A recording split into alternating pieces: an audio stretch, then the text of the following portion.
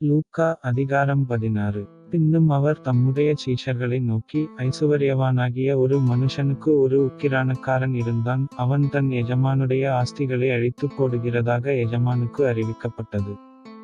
அப்பொழுது எஜமான் அவனை வரவழைத்து, உன்னைக் குறித்து நான் இப்படி கேள்விப்படுகிறதென்ன? உன் உக்கிரான கணக்கை ஒப்புவி, இனி நீ உக்கிரானக்காரனாயிருக்கக் கூடாது என்றான். அப்பொழுது உக்கிரானக்காரன், நான் என்ன செய்வேன்? என் எஜமான் உக்கிரான விசாரிப்பிலிருந்து என்னை தள்ளிப் போடுகிறானே, கொத்துகிறதற்கு எனக்கு பெலனில்லை, இறக்கவும் வெட்கப்படுகிறேன்.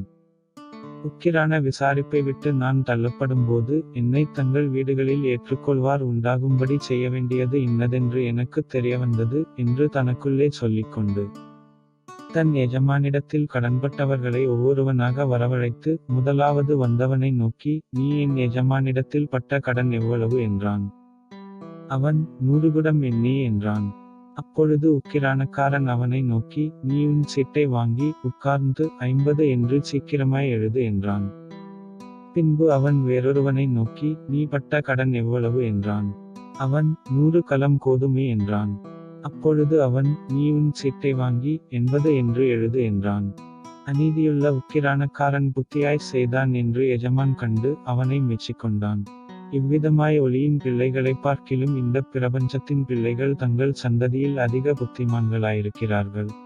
நான் உங்களுக்குச் சொல்லுகிறேன், நீங்கள் மாளும்போது உங்களை நித்தியமான வீடுகளிலே ஏற்றுக்கொள்வாருண்டாகும்படி, அநீதியான உலகப் பொருளால் உங்களுக்கு சிநேகிதரைச் சம்பாதியுங்கள்.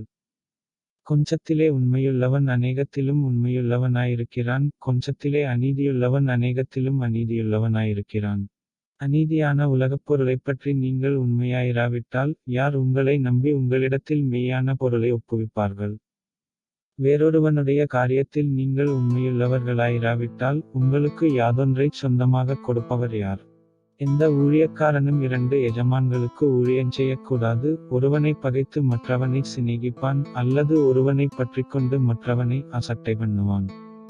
தேவனுக்கும் உலகப் பொருளுக்கும் ஊழியஞ்செய்ய உங்களாலே கூடாது என்றார். இவைகளையெல்லாம் பொருளாசைக்காரராகிய பரிசேயரும் கேட்டு, அவரைப் பரியாசம் பண்ணினார்கள்.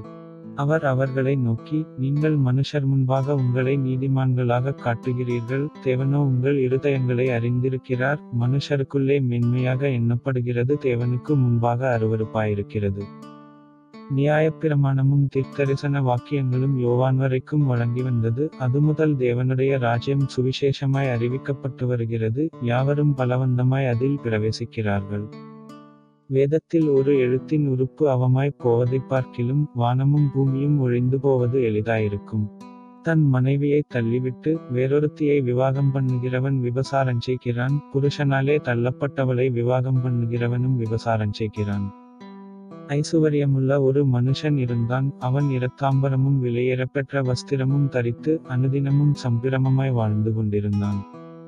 லாசரு என்னும் பேர் கொண்ட ஒரு தரித்திரனும் இருந்தான், அவன் பருக்கள் நிறைந்தவனாய், அந்த ஐசுவரியவானுடைய வாசலருகே கிடந்து, அவனுடைய மேஜையிலிருந்து விழும் துணிக்கைகளாலே தன் பசியை ஆற்ற ஆசையாயிருந்தான். நாய்கள் வந்து அவன் பருக்களை நக்கிற்று. பின்பு அந்தத் தரித்திரன் மரித்து, தேவதூதரால் ஆபிரகாமுடைய மடியிலே கொண்டு போய் விடப்பட்டான். ஐசுவரியவானும் மரித்து அடக்கம் பண்ணப்பட்டான். பாதாளத்திலே அவன் வேதனைப்படுகிறபோது, தன் கண்களை ஏறெடுத்து, தூரத்திலே ஆபிரகாமையும் அவன் மடியிலே லாசருவையும் கண்டான். அப்பொழுது அவன், தகப்பனாகிய ஆபிரகாமே, நீர் எனக்கு இரங்கி, லாசரு தன் விரலின் நுனியைத் தண்ணீரில் தோய்த்து, என் நாவைக் குளிரப்பண்ணும்படி அவனை அனுப்ப வேண்டும், இந்த அக்கினிஜுவாலையில் வேதனைப்படுகிறேனே என்று கூப்பிட்டான். அதற்கு ஆபிரகாம், மகனே, நீ பூமியிலே உயிரோடிருக்கும் காலத்தில் உன் நன்மைகளை அனுபவித்தாய், லாசருவும் அப்படியே தீமைகளை அனுபவித்தான், அதை நினைத்துக்கொள். இப்பொழுது அவன் தேற்றப்படுகிறான், நீயோ வேதனைப்படுகிறாய். அதுவுமல்லாமல், இவ்விடத்திலிருந்து உங்களிடத்திற்குக் கடந்து போகவும், அவ்விடத்திலிருந்து எங்களிடத்திற்குக் கடந்து வரவும் மனதுள்ளவர்களுக்குக் கூடாதபடிக்கு, எங்களுக்கும் உங்களுக்கும் நடுவே பெரும்பிளப்பு உண்டாக்கப்பட்டிருக்கிறது என்றான். அப்பொழுது அவன், அப்படியானால், தகப்பனே, எனக்கு 5 பேர் சகோதரருண்டு, அவர்களும் வேதனையுள்ள இந்த இடத்துக்கு வராதபடி, அவன் போய் அவர்களுக்குச் சாட்சியாக அறிவிக்கும் பொருட்டு, நீர் அவனை என் தகப்பன் வீட்டுக்கு அனுப்பும்படி உம்மை வேண்டிக் கொள்ளுகிறேன் என்றான்.